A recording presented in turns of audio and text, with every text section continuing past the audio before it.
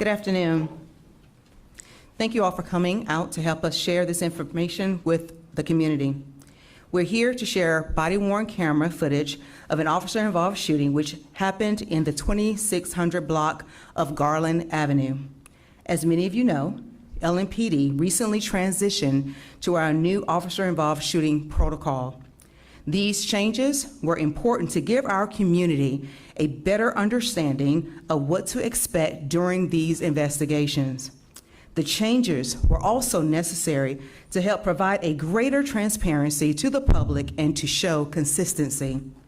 LMPD's Public Integrity Unit now takes the lead on our officer-involved shooting investigations. Since we implemented the new process, we've had 3 officer-involved shootings, and we have stayed consistent with this protocol. LMPD releases the body-worn camera footage within 10 business days after the shooting. If for some reason we cannot meet the deadline, we would clearly communicate that with the public. You deserve to know. A copy of the case is turned over to the Commonwealth's Attorney's Office for determination of final disposition. A copy will be provided to the Kentucky State Police for a thorough peer review. And a copy goes to the Louisville Office of Inspector General in compliance with our existing Memorandum of Understanding. 30 days after the public release of the body-worn camera footage, we provide a case status update to the media. And I personally oversee the investigations. Before we show the footage, I want to say this incident did involve a mother and her 2 small children. We are incredibly grateful that the family was not injured, no other community members were hurt, and no officers were injured. We continue to ask the public to share any relevant information you can with us anonymously at 502-574-LMPD. Now, Deputy Chief Paul Humphrey will walk us through the body-worn camera footage from the shooting, and he will take a few questions after. Thank you.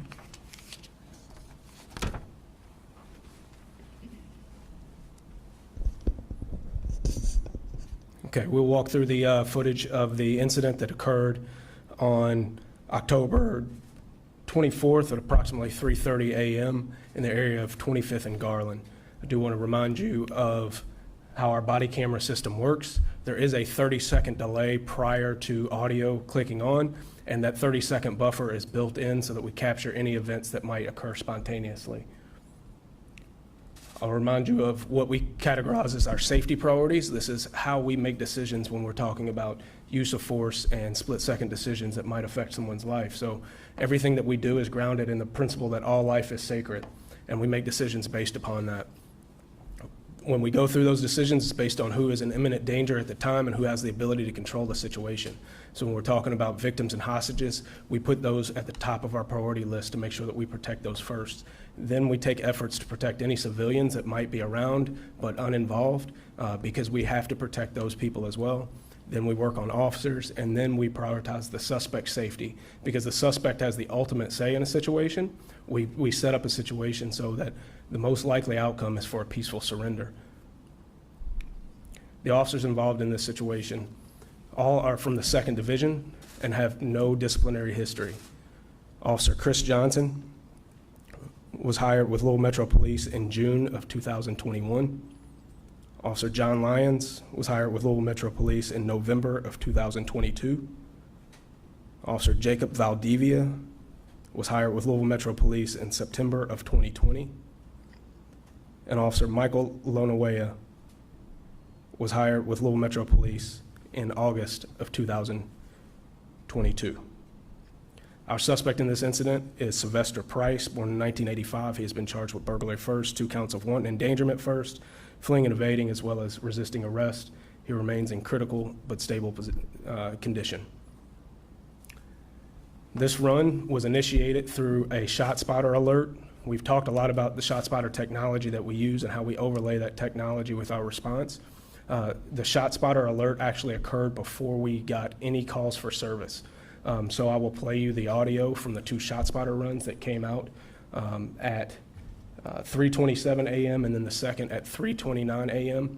That prompted the response from officers at that time.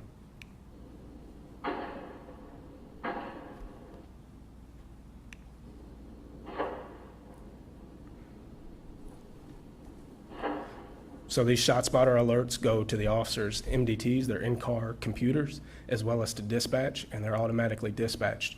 What happened on this day was we actually had an off-duty detective, 2nd Division Detective Kirsten Holman, who responded to this proactively. She was not dispatched on it. She was not working patrol at the time, but she heard the ShotSpotter run come out, and she responded proactively. It's really amazing that she's done this, and you will hear on her video next that she actually arrives, hears more shots. You cannot hear them on the video, but you will hear her talk about those shots.